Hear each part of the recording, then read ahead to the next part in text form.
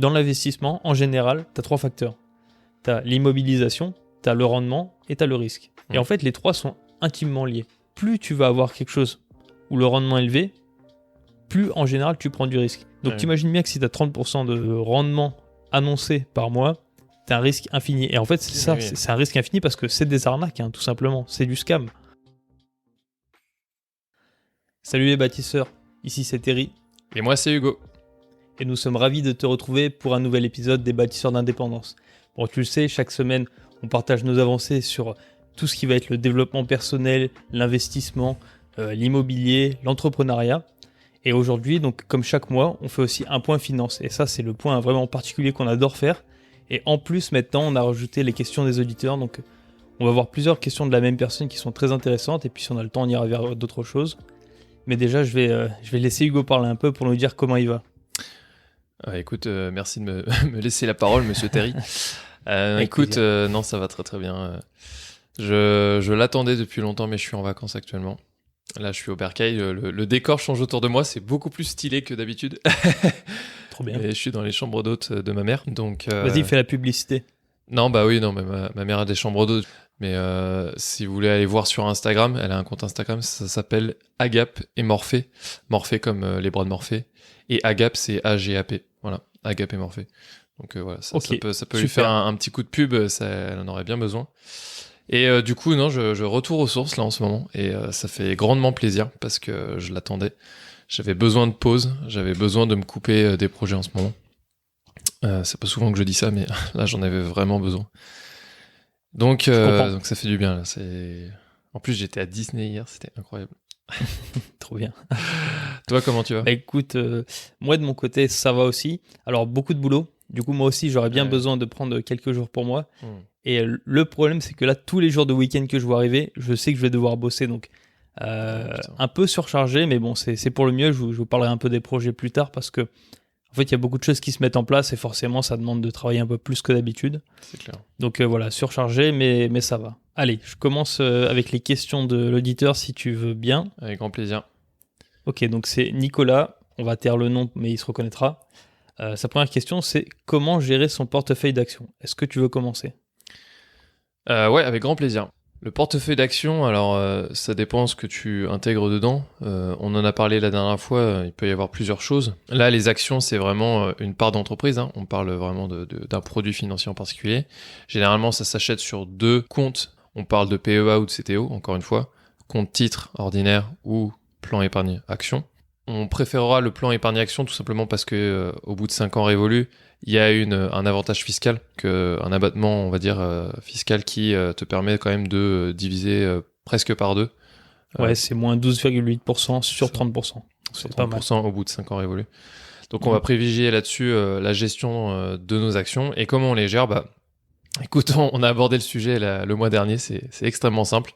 Nous, on fait ce qui s'appelle de la stratégie DCA, du passif. Dollar Cost Averaging. Et donc, ça consiste en quoi ? Ça consiste à investir la même somme tous les mois.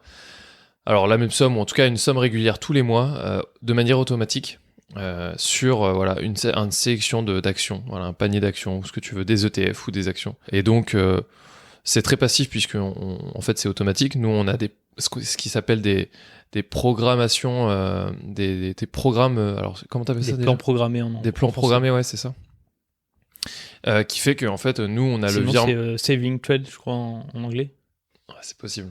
En tout cas, on a de l'argent qui transite directement sur ces comptes PEA automatiquement tous les mois, et automatiquement il y a des achats d'actions, enfin en tout cas des achats de ce qu'on veut automatiquement aussi. Donc on y passe vraiment genre 0 temps quoi. Donc ça c'est beau, et ça c'est la méthode que nous on a choisie avec Terry, parce que en fait c'est celle qui demande le moins de temps, demande le moins de réflexion également. On vous rabâche encore la même chose pour ceux qui nous suivent depuis longtemps, mais si tu nous rejoins, écoute, si tu connais pas DCA, renseigne-toi. On en a fait un podcast, on en a déjà parlé. Va sur la playlist YouTube, ou en tout cas recherche sur Spotify ou sur les plateformes de streaming les points finance perso qu'on a fait au préalable. Ça te permettra d'avoir un petit peu le suivi de notre discours. Mais on en parle très régulièrement. On en parle très régulièrement. Et pourquoi on parle pas d'autre chose ? Tout simplement parce que En fait, On a essayé. Ouais, alors déjà on a essayé et on a vu que c'était pas le plus optimal et que ça gagnait pas forcément plus d'argent, bien au contraire. Et puis en fait, on n'a pas envie de s'embêter à te dire en fait il y a cette méthode ou cette méthode, tu vois, on n'a pas envie de comparer les méthodes parce que oui, il existe plein de méthodes, si tu veux. Sauf que il est prouvé quasiment scientifiquement, tu vois, que en fait la stratégie long terme est rentable. Tu veux que je refasse le résumé là-dessus? Ouais, vas-y. Il y a deux façons d'investir dans la bourse. La première, c'est de faire du trading comme tu l'imagines, tu sais, avec tous les écrans en étant trader. Et en fait, tu vas faire des actions très court terme, sur l'heure, la journée, peut-être la semaine, mais pas plus loin. Et après, il y a une autre méthode, c'est de mettre de l'argent sur quelque chose le plus diversifié possible. Donc nous, on va te parler de panier d'actions, qui est un ensemble qui récupère plein d'actions à droite à gauche. Et en fait, plus tu investis largement, plus tu suis le marché. Et en fait, le marché, il a une courbe d'évolution qui est régulière mais haute. Et cette courbe d'évolution, ça a été prouvé par plein d'études de plein de plateformes différentes, qui dit que les investisseurs long terme rapportent en moyenne beaucoup plus que les investisseurs court terme, même si on prend en compte les professionnels. Donc tu vois, nous on se pense pas meilleur que les professionnels. En plus, on a essayé, c'est pas forcément là où on est le plus fort. Ouais. Donc on a fait ce choix d'aller vers le long terme, tout simplement. Je pense que la question de Nicolas, qui était de savoir comment on gère en fait notre panier d'actions, c'était parce que dans sa tête, à mon avis, ça doit être quand est-ce qu'on achète, quand est-ce qu'on revend, hein, à quel moment, tu vois, et quelles actions on doit acheter. Et en fait, nous, on achète principalement via le feeling, ou alors on investit principalement sur un ETF monde, le MSCI World, que tu entendras beaucoup parler sur cette chaîne, et qui en fait regroupe un grand nombre d'entreprises et qui permet de te diversifier énormément et d'avoir un rendement lissé sur le long terme, qui est de à peu près 8% par an. Ça varie en fonction des années, mais néanmoins 8% par an, pour de l'argent qui travaille et que tu fais rien, tu vois, c'est pas mal, tu vois. Évidemment, en tant que... C'est très propre, hein, c'est mieux que plein d'autres investissements. Complètement. Évidemment, on cherche toujours plus. On veut faire du 8%, c'est correct, mais on va dire que c'est pour de l'argent qui dort et dont tu n'as pas sans effet de levier, sans passer du temps dessus. Exact, voilà, sans passer du temps. On peut récupérer tout de suite. Exactement. Parce qu'en fait, moi je vais te parler de, si tu veux, plein de plateformes où tu peux faire plus que 8%. Par contre, ton argent il est bloqué. Tu vois, c'est ce que d'ailleurs je suis en train de faire en ce moment, c'est que je suis en train de me débloquer ces fonds parce que j'en ai besoin pour faire des investissements plus lourds, plus gros, où je vais utiliser notamment de l'effet de levier avec l'immobilier. Et sauf que pour le mobiliser, il faut bien que je le sorte de quelque part. Et tu vois, la bourse, je peux le retirer, mais tout de suite, c'est instantané. Par contre, il y a des autres endroits où c'est bloqué pendant parfois un an, voire plus. J'ai des endroits où il faut laisser tourner vraiment des années. Donc exactement. En fait, oui, tu peux avoir plus de rendement, mais il faut voir aussi ce qu'il y a derrière. Et pour moi, la bourse, surtout en mode passif, c'est quand même le meilleur investissement, sauf si tu oublies le côté effet de levier. Bon, tu empruntes pas pour mettre dans la bourse normalement, mais si tu oublies ça, pour moi, c'est le meilleur investissement, honnêtement. Après, ceci n'est pas un conseil en investissement, c'est la loi, nanana. Évidemment. Non, mais bien sûr. Et puis, ce qu'il faut bien comprendre, c'est qu'un rendement de 8%, c'est déjà quasi exceptionnel. Enfin, je veux dire, c'est beau, tu vois. Et il faut pas t'attendre à des performances de fou furieux en bourse. Et si tu n'es un peu novice dessus, tant qu'on parle de rendement, j'aimerais aborder quand même un petit sujet. Là, je dévie un peu de la question, mais c'est quand même nécessaire de le rappeler. Avant que tu dévies, moi je vais juste donner ce qu'il voulait vraiment, je pense, c'est savoir quelles sont nos répartitions. Moi, c'est très simple, c'est 80% MSCI World, 10% Emerging Market, le MSCI World Emerging Market, donc c'est sur tous les pays qui ne sont pas concernés par le MSCI World. Et ensuite, je mets 10% ailleurs. Donc là, en ce moment, c'est le S&P 500, mais ça pourrait changer. Moi, je connais pas du tout ma répartition parce que j'aime bien investir dans plein de petits trucs différents. Comme j'avais dit le mois dernier, j'investis beaucoup au feeling et j'aime me faire plaisir. En tout cas, sur des. C'est pas me faire plaisir, mais parce que, enfin, je veux dire, j'aime investir en fait dans des boîtes auxquelles je crois, tu vois. Oui, bien sûr. Donc en fait, toi, moi, c'est beaucoup plus émotionnel, on va dire. C'est beaucoup plus émotionnel et du coup, c'est beaucoup plus varié aussi. Et j'ai un potentiel qui est probablement plus élevé, mais aussi qui est aussi beaucoup plus risqué comparé à Terry, qui varie beaucoup plus. Et la preuve, là, en ce moment, je suis plutôt à moins 5, moins 6%, tu vois, de rendement. Alors que moi, en ce moment, je suis à 0,2. C'est stable. Ah, 0,2 quand même. Ouais, c'est redescendu là récemment. Okay. Mais en fait, ça fait 1 an et demi, de toute façon, ça fluctue. Donc, sur les... Moi, typiquement, j'ai commencé à investir pile quand ça a commencé à fluctuer. Donc en fait, depuis que je mets, c'est à 0. Ah, mais du coup, là, parce que là, on parle du CTO là ensemble, ou tu parles du PEA? Les deux. De toute façon, moi, c'est pareil, j'ai les mêmes performances. Ok. Moi, j'ai pas les mêmes performances que sur le PEA, tu vois. Moi, j'ai quand même un plus 1%, un truc comme ça, tu vois. Ok. Et là, j'ai moins 6 sur le CTO. Mais le CTO, j'investis depuis 2021, tu vois. Trade Republic, ça fait 2021, donc ça fait quand même, tu vois, quasiment 2 ans. Ça fait bientôt 2 ans. Et je suis passé par des montagnes russes. Vous verriez mes courbes, ça, ça vous ferait tellement peur. C'est trop drôle en vrai. Mais le PEA est un peu plus stable. Parce que là, du coup, c'est full MSCI World. Et bon, alors, du coup, tu voulais dire quoi? Je voulais parler un petit peu du rendement. Parce qu'on parle de 8% pour le MSCI World, qui est quand même vraiment correct, voire très bien. Des rendements exceptionnels qui sont autour de 12-15%. En bourse, tu trouveras pas, mis à part en fait des introductions en bourse où tu vas passer d'une action de 50 centimes, tu vois, à plusieurs euros, tu vois. Non, Mais- après, tu les trouves, hein, tu les trouves. Mais le problème, c'est de savoir est-ce que ça va marcher sur le long terme. Parce que Ouais, si on regarde toutes les actions, vous connaissez tous, les Amazon, les Apple, Tesla, ouais. tout ça, en fait, il y a des années où ils font un truc plus 30%. Mm. Mais l'année d'après, parfois, ils vont faire moins 15 et celle d'après, encore moins 15. Et finalement, sur le long terme, est-ce que c'est vraiment beaucoup plus rentable que d'avoir quelque chose de plus varié? Et ben, la grande majorité du temps, c'est non. Ouais, c'est clair. Bah oui, parce qu'on on n'est pas des devins, tu vois, et à moins de connaître vraiment très bien l'entreprise et de se dire, bah là, je sais que si j'attends 10 ans, elle va faire un boom magnifique. Mais même ça, tu vois, tu peux même pas le prévoir parce que le Covid, personne l'avait prévu, tu vois. Et il y a des boîtes qui ont coulé à cause de ça. Donc, C'est clair. de toute façon, enfin, voilà. Mais je voulais aussi aborder, donc ça, c'est en termes d'action. Mais si tu vois des rendements tournés sur Internet, et là, ça s'est beaucoup développé ces derniers temps avec l'intelligence artificielle, tu vois. Typiquement, AI Market. Je crois que Les c'est comme ça. robots de trading, Les quoi, robots de trading. Là, ça vous propose des rendements à 30% le par mois. mois. C'est impossible. C'est gars. clairement impossible. Ça n'existe pas. Même avec des trucs illégaux, ça n'existe pas. Nous, ça nous fait rigoler, mais c'est pas possible. En fait, si vous faites le calcul très simplement, mais au bout de genre 10 ans, vous êtes multimillionnaire. Vas-y, je vais mettre 1000 euros et je fais fois 30%. Non, mais en tout cas, bah, on peut vous rediriger vers une vidéo qui est très bien faite aussi de Alors, Baguette Finance sur le robot de trading AI Marketing, je crois que c'est ça. Et du coup, Ouais. il avait très bien fait, il avait très bien expliqué en comment ça fonctionnait et pourquoi aussi c'était néfaste, tu vois. C'est vrai qu'il avait fait ça et que c'était bien fait. C'était bien fait. Donc j'ai fait le calcul. Alors si je me suis pas trompé dans le nombre de fois où j'ai fait ma réitération, Mhm. ça fait 18 000 euros à la fin de l'année. Donc tu fais x 18. C'est pas... Voilà, c'est pour vous dire que faut- c'est pas possible. Et Donc- j'ai même envie de vous dire, un x18 dans l'investissement de start-up, c'est très rare aussi, tu vois. Ouais, même ça c'est très rare. C'est une Et, licorne. C'est un et je coup veux de dire, bol en fait, et monumental. j'ai envie de te dire, même, c'est même pas possible parce que l'investissement dans les startups, c'est minimum 5 ans, tu vois. C'est autour Ouais, de, c'est pas sur un c'est an. autour 3,50, enfin 3 minimum, grand minimum à 7 ans, tu vois. Et là, tu Mais fais après, par contre, tu fais des leverages allez, de x3, x4, x5, mais tu fais pas x18. Après, il y a des entreprises qui grossissent vraiment vite, mais bon, déjà, c'est exceptionnel. Ouais, Et ouais. puis en plus, il faut rappeler quelque chose, c'est que dans l'investissement, en général, tu as 3 facteurs.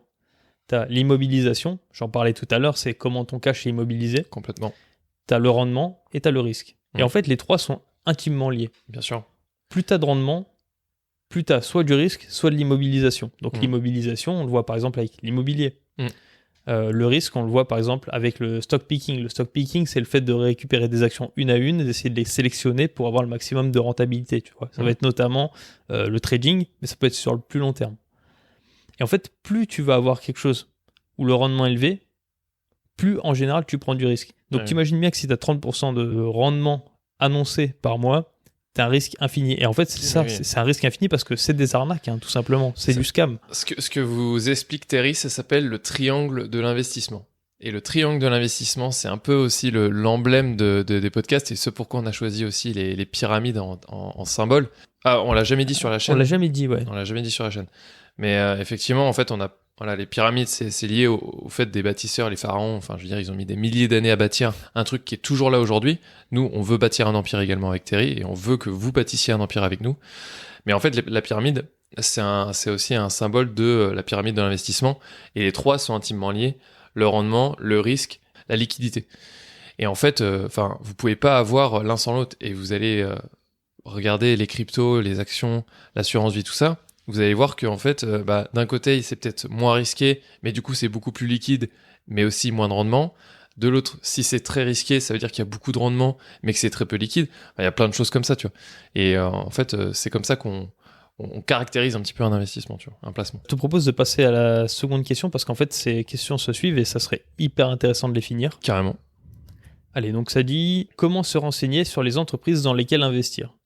C'est une très bonne question et en fait, je l'ai déjà évoqué la dernière fois. Exact. Les questions se regroupent, hein, mais c'est normal puisqu'on a reçu les questions en décalé. Bien sûr. Comment se renseigner sur les entreprises dans lesquelles investir? Ça dépend ce que tu veux faire déjà. Est-ce que tu veux investir sur le court terme ou sur le long terme? Parce que c'est pas du tout les mêmes choses que tu regardes. Sur le court terme, en fait, c'est plutôt simple. En fait, tu vas regarder des tendances. Et du coup, tu vas mettre des lignes sur ton logiciel de trade qui s'appelle le stop loss pour le bas et je sais plus comment il s'appelle pour le haut. Mais en gros, ça vend automatiquement si tu descends trop bas ou que tu montes trop haut. Donc, tu n'as pas besoin de connaître intrinsèquement vraiment l'entreprise. Pour le long terme, il y a plein de critères qui existent. Il y en a vraiment énormément. Et tu verras des centaines de vidéos, voire des milliers de vidéos sur le sujet sur YouTube. Ouais, c'est clair. Tu verras plein de formateurs qui vont te vendre quel est le critère miracle. On va te dire, lui, il a été sélectionné par tel investisseur, lui, il a été sélectionné par un autre. Mais en fait, tout ça, ça te donne une idée générale, mais tu peux pas tout comprendre tu peux pas tout comprendre puisqu'il y a des choses qui sont cachées derrière les chiffres. On fait dire ce qu'on veut des chiffres. Et moi, je peux te le dire parce que je suis ingénieur industriel, donc des chiffres, j'en manipule toute la journée à grande échelle. Donc selon ce qu'on veut faire dire, on fait pas la même chose. Complètement. Même si c'est encadré. Hein. Et j'ajouterais que, tu vois, de mon expérience, j'ai regardé beaucoup de vidéos aussi sur quels critères choisir. Franchement, j'avais beau essayer de comprendre. En fait, au bout d'un moment, ton cerveau veut toujours aller vers plus de facilité. Parce que c'est normal, tu vois. C'est un biais que tout le monde a.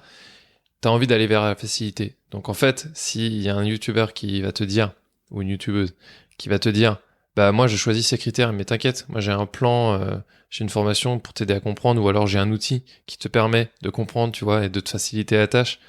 Mais en fait, c'est comme ça aussi qu'ils vendent leur truc, tu vois, et méfie-toi déjà de une. Après, on dit pas que tous les gens sont des escrocs, attention, c'est pas ce qu'on dit. C'est pas ce qu'on dit. Mais parce ce qu'on va te dire, c'est que tous les ans, t'as des jeunes stars montantes qui vont te vendre un patrimoine avec un portefeuille avec les gains, ils gagnent 30%, 40%, etc. Derrière, tu verras qu'il y a des choses qui sont beaucoup plus néfastes que ce que tu imagines. Souvent, il y a des effets de levier. Mais oui. Souvent, c'est du stock picking qui en fait a fait ses preuves sur une année. Mais ils ont plusieurs portefeuilles et du coup, ils te font sortir que celui qui est intéressant.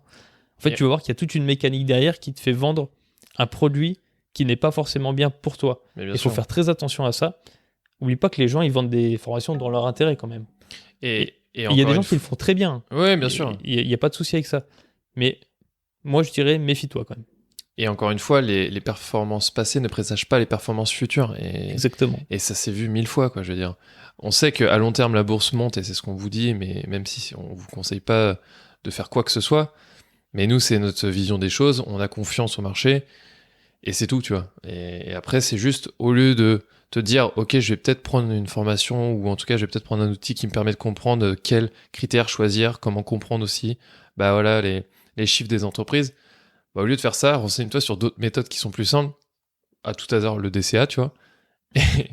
Et voilà, tu vois, c'est tout. Et mets ton temps là où c'est important. Parce exactement. Que donc c'est moi, exactement je peux te dire quelques taux que je connais qui sont intéressants, mais en fait, ils veulent rien dire seuls. Et tu vas passer des heures, voire des jours à comparer un truc, alors que s'il faut l'entreprise, elle sera pas bonne.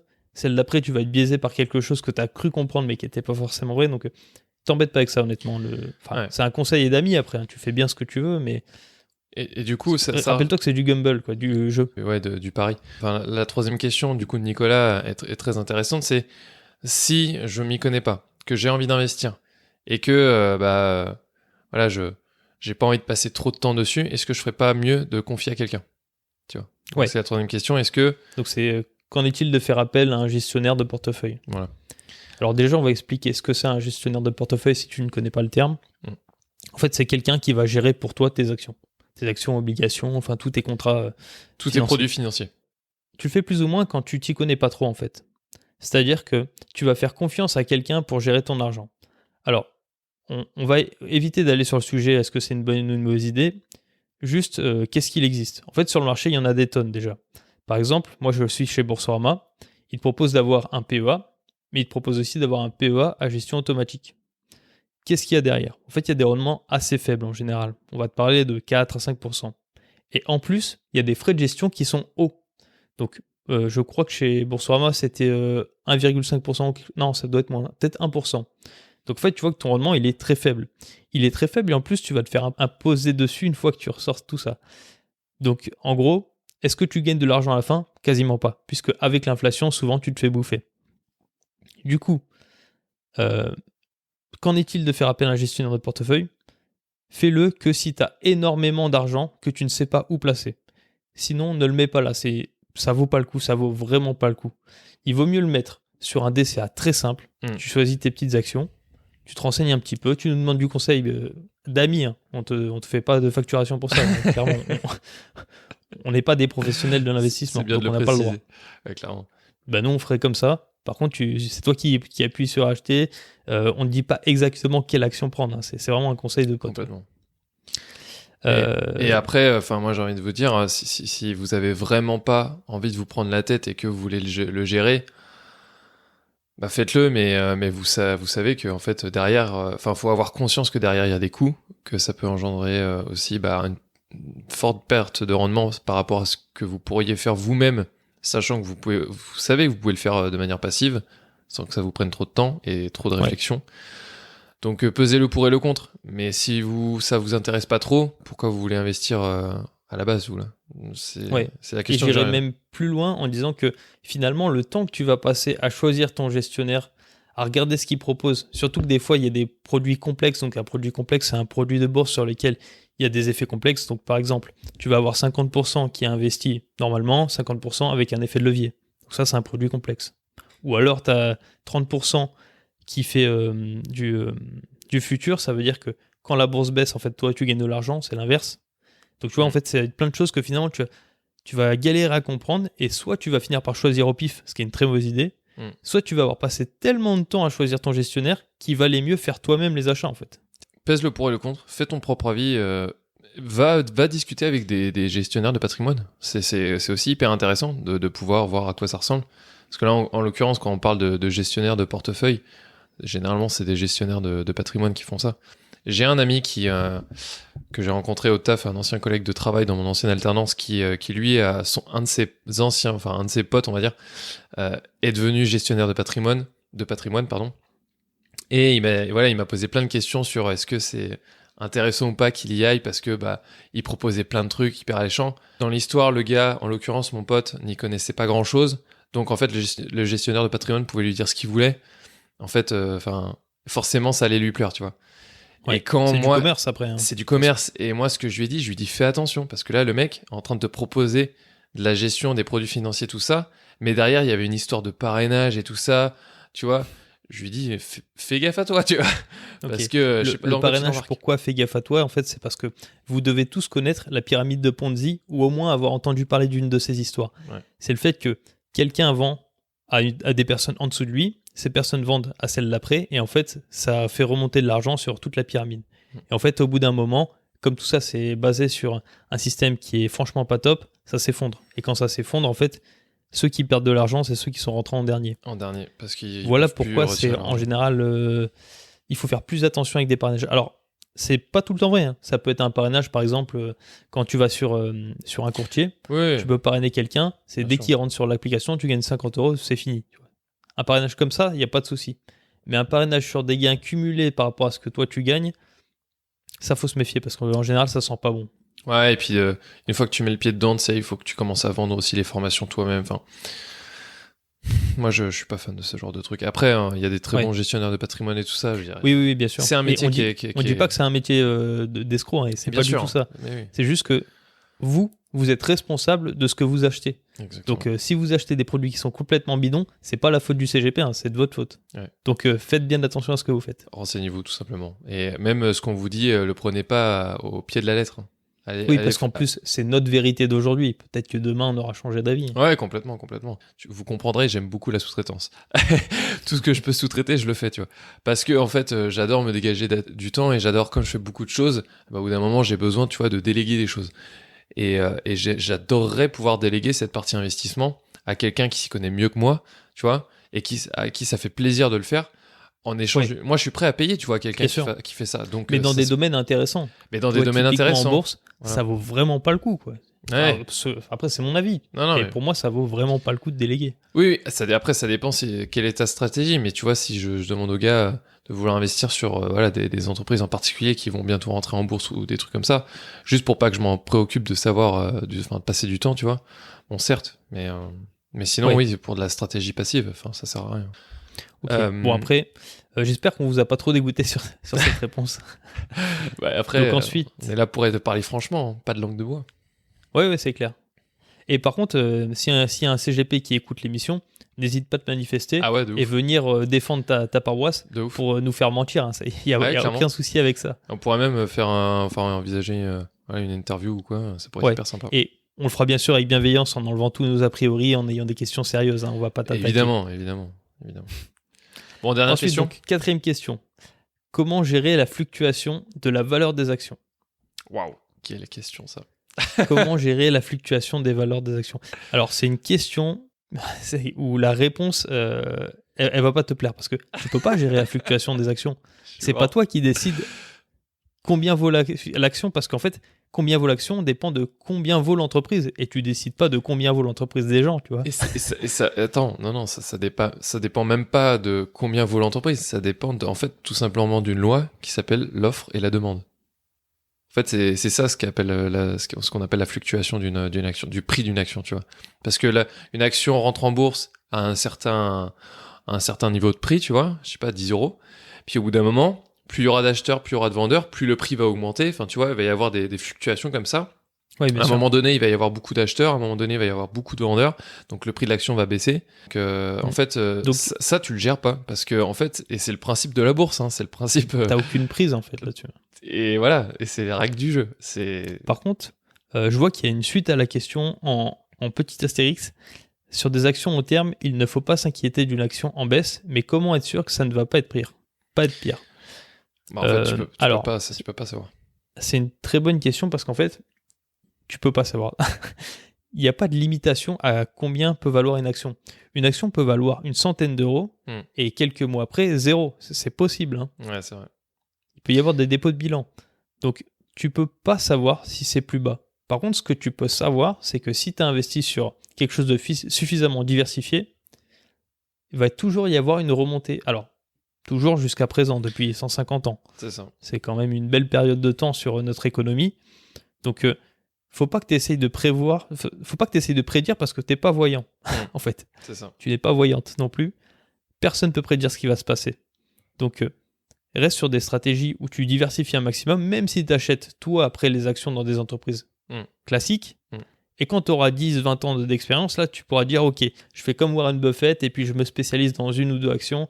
Là, tu pourras le faire. Mais avant, c'est une très mauvaise idée de mettre tous ses œufs dans le même panier, puisque demain, si tu perds 50% de ton portefeuille, tu n'auras que tes yeux pour pleurer. Complètement. La règle d'or, c'est la diversification. Conseil d'amis. Voilà.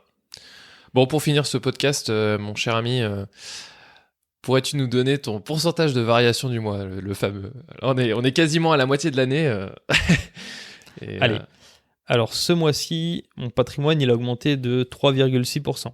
Ah ouais, c'est beau ça. Donc, c'est une augmentation timide, mais c'est acceptable. C'est acceptable, c'est pas mal. Sachant donc, que... je suis revenu quasiment au début de l'année. Tu sais, j'avais eu des grosses dépenses. Donc, voilà, j'y suis presque. T'es presque à zéro, là, depuis le début de l'année. Ouais. Et toi, alors ? Écoute, moi, c'est pas très glorieux. J'ai emmené ma voiture au garage la semaine dernière et je me suis bien fait trouer le derrière. Voilà. Donc, je suis à moins 2%. Ok. Et donc, du coup, il va falloir remonter la pente parce que ça fait 2 mois consécutifs que je suis dans le négatif, en tout cas en termes de variation. Je suis toujours à plus 8% depuis le début de l'année. Et oui, parce que tu as eu un gros démarrage, toi. J'ai eu un gros démarrage, mais ça me satisfait pas là. Donc, va falloir bouger le mois prochain. Ouais, mais tu vas mettre des choses en place pour rectifier ça, je te connais. Complètement. Autre chose intéressante, tu sais, je t'avais parlé de ce que je voulais avoir comme répartition dans mon portefeuille avec tant de pourcents et tout. Ouais. Comme j'ai pas pu faire mes investissements immobiliers, en fait, j'ai pu mettre pas mal d'argent en bourse. Ok. Et aujourd'hui, j'ai 50% de mon patrimoine qui se trouve en bourse. Waouh. Donc, Putain. tu vois, ça. Ah, c'est cool, Moi, niveau ça. volatilité, Oh. on se prend moins 30% demain, il va falloir que je serre un petit peu les fesses, quoi. Ah, je suis. Ok, c'est marrant. Moi, en bourse. Attends, tu comptes l'assurance vie dans la bourse ou pas? Non, en bourse, je compte PEA et CTO. CTO, ok. Moi, je dois être plutôt à 25%. Et encore, même pas, je crois. Ouais, c'est plus logique, honnêtement. Ouais. Mais je trouvais le fact fun intéressant parce que C'est rigolo. Ouais. je suis à 50,0%. Je suis vraiment à 50% pile, Mais tu attends, vois. mais enfin, je veux dire, là, tu vas pas pouvoir retirer ton argent, donc tu comptes sur ton épargne plus tard pour te refaire, je sais pas, tu vois, un ticket de. Non, j'ai quand même de l'argent ailleurs. Hein, Oui, oui. Alors, c'est énorme ce qu'il y a en pourcentage, Ouais, mais j'ai de l'argent qui est facilement accessible ailleurs, déjà. Ok. Plusieurs. Pour faire un apport. Ouais, voilà, j'ai de quoi faire pas mal d'apports, donc Ok, ça, il n'y a cool. pas de souci. Ok. Et en plus, moi, n'oublie pas que mon PEA, il est vieux. Ah, Donc, toi, je peux putain. retirer, en fait. Ah, oui. J'ai pas cette limitation. Ah, putain, Et puis, j'ai mon CTO qui, lui, est toujours libre, donc c'est je peux terrible. retirer de l'argent sans souci. Moi, ça fait 1 an que mon POA, il a 1 an. Et celui de Terry, il a, je crois, 6 ans. Ouais, 6 ans. Ouais, 6 ans. Il a 6 ans, tiens. Et j'ai les boules. Mais bon, bah, du coup, c'est le Oui, jeu. parce qu'on explique, si vous le savez pas, sur le PEA, c'est bloqué pendant un certain temps. On Ça peut pas faire ce qu'on veut. Bon, petit instant pub, on vous prie, s'il vous plaît, de faire un petit like, de partager, de nous laisser un commentaire. D'ailleurs, on a besoin d'avoir des questions pour les prochains podcasts comme celui-ci. Oui. Donc, envoyez-nous tout ce que vous avez. Complètement. Dites-nous à la limite si c'est très pressé comme réponse ou pas, comme ça on Ouais. peut délayer ou non. Complètement. Et si c'est très pressé, on vous fait une réponse tout de suite, soit en story. message, soit en story. Mm. Si c'est pas pressé, on répondra plus tard dans des points comme ça. On va vraiment détailler comme on a fait aujourd'hui. Vous avez vu, on a pris beaucoup de temps pour bien répondre. Donc voilà, faire des réponses comme ça. C'est l'objectif, c'est que en fait, encore une fois, on a choisi ce format. On a choisi ce format il y a 2 mois de réponse à vos questions, tout simplement pour avoir des cas pratiques, parce que au final, dans l'investissement, on peut parler de choses très précises, mais au final, on parle généralement toujours de la même chose. Par contre, vous avez souvent des questions qui sont des cas bien spécifiques et qui sont hyper intéressants, qui pourraient en fait intéresser tout le monde. Donc n'hésitez pas à nous les poser. Comme ça, on en parle, ça fait une réponse pour tout le monde, et puis ça fait une diversité dans les épisodes aussi, c'est plus intéressant pour vous. Voilà. Et surtout, punchez-moi ces putains de boutons de like, quoi. On en a vraiment besoin. Allez, let's go là. Vous imaginez pas comment ça nous aide, donc s'il vous plaît, faites-le. Et vous êtes, ça commence à réagir, donc ça fait plaisir, et merci à ceux qui nous soutiennent. Ouais, merci beaucoup. On vous dit toujours la même chose. Continuez d'évoluer et d'investir. La bise. Ciao.